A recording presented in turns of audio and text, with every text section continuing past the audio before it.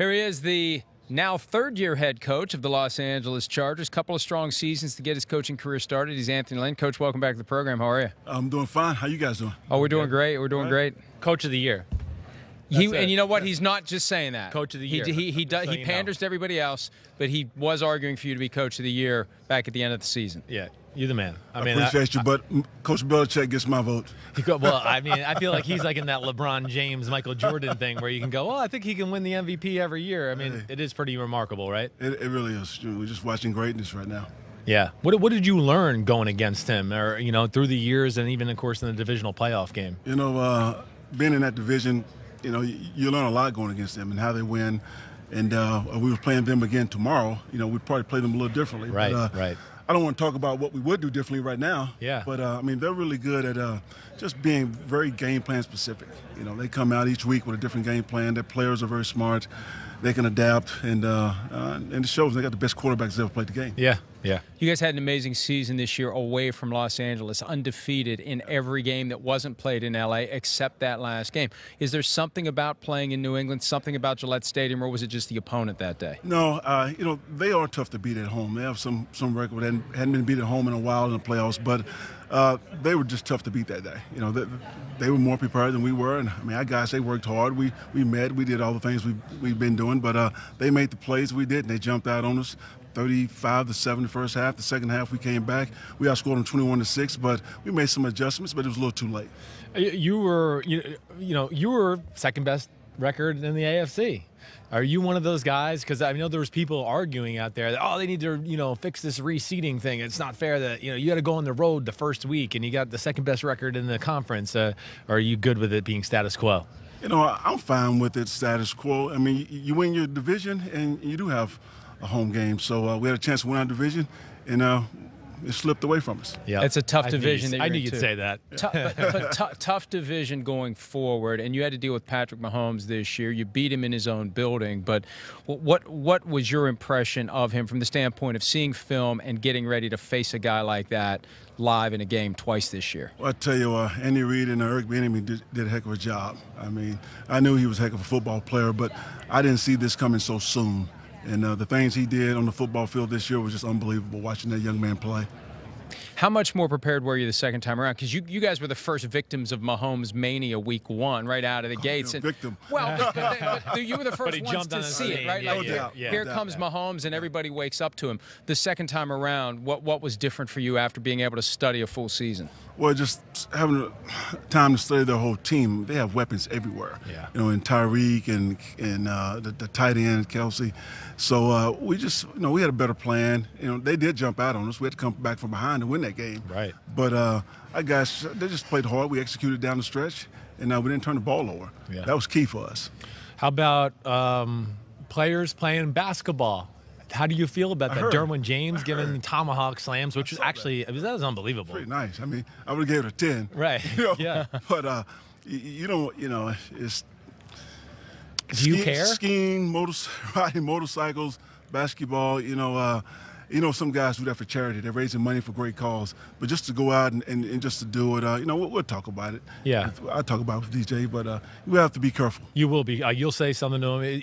You have to be careful. Yeah. You don't want him to do it at all, I guess, is really at the end of the day. Yeah, I get it. But where's the line? When I played, it was in our contracts when I was in Denver. Right. If you were skiing or riding a motorcycle, you got hurt or something, you didn't get paid. Yeah, I know. I hear you. I don't know how to ski because of that. I grew up in that kind of household too. Yeah. So, but with basketball, right? So many guys play it in the offseason as a way to stay in shape. Where's the balance between keeping your guys in shape and knowing that they're out there doing something other than sitting on their butts watching TV and eating pizza? There are a lot of things you can do besides sitting on your butt getting ready. But basketball, it is one of those sports that will keep you in good shape. I used to play it all the time. I love basketball. But at the same time, we have to be careful because, if you go out and you tear an ACL or something like that, then, you miss the whole year. And you just have to sit down and explain that to you young players. But that's all. Yeah. I don't want to make too big of a deal out of it. Yeah, no, I hear you. How about your quarterback, Phillip Rivers? How many years do you think he's got left in him? I don't know. Yeah.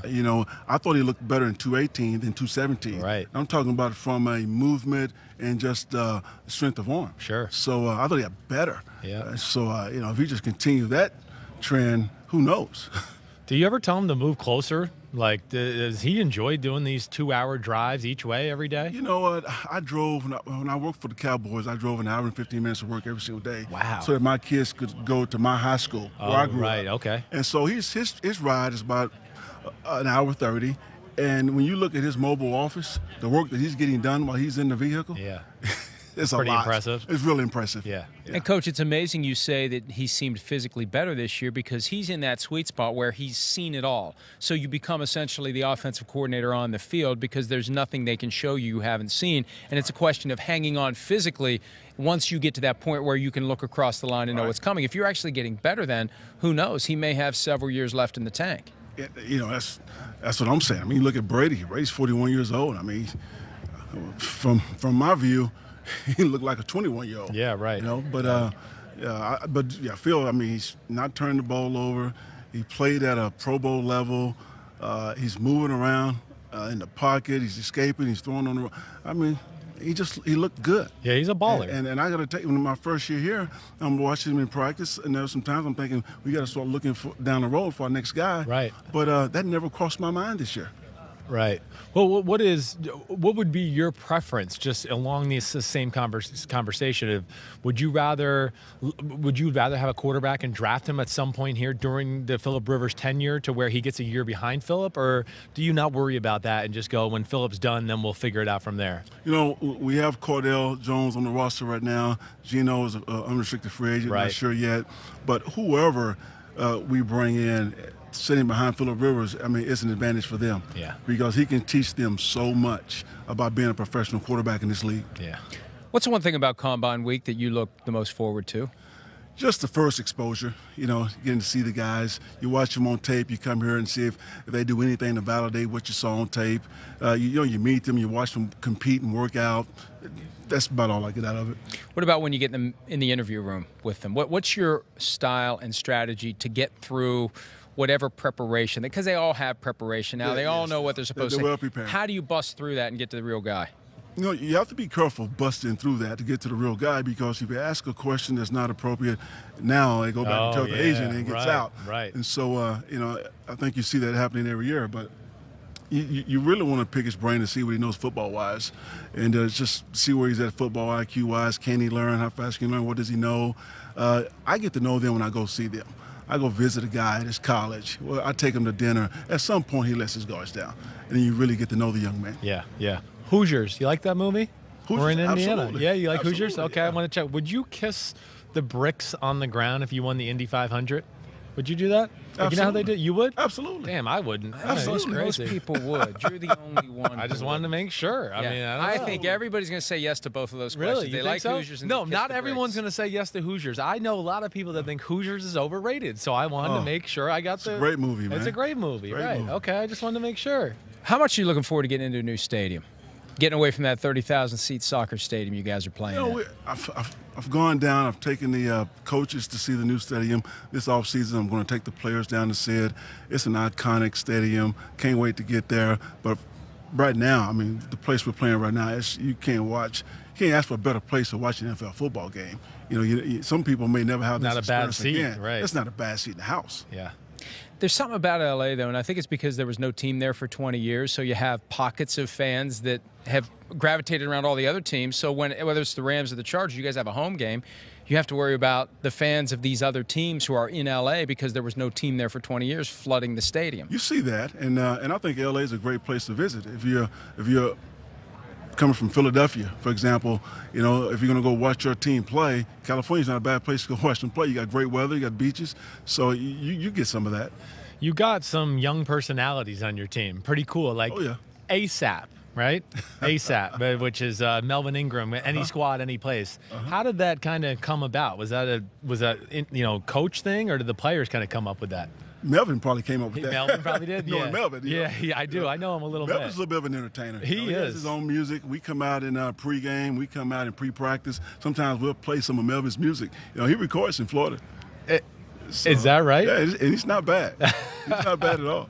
So you're okay with music at practice? Because we've come across some coaches who are like, Bruce I can't Arians deal with hated it. Yeah, and right. still hates it, and is reluctantly embracing it. But he said he told us going around teams doing TV work this year, he realized a lot of people play music, so he's going to try to infuse that into. So that's what you'll use. We'll use that for crowd noise, like to prepare for that. Sometimes we'll use music for crowd noise. Right. Absolutely. Yeah. Right. Right. And the guys like it. It just brings a little more energy to practice. Yeah. How Bosa? Okay, I mean, him and Ingram, how do they feed off each other? Because I just think Bosa seems quiet and reserved. He really is, but that is a unique friendship, man. Those guys, they love one another. They play hard for one another. They root for one another. There's no envy there on who gets this sack and whatnot. Joey goes to the Pro Bowl last year. He steps back. Let's Melvin replace him.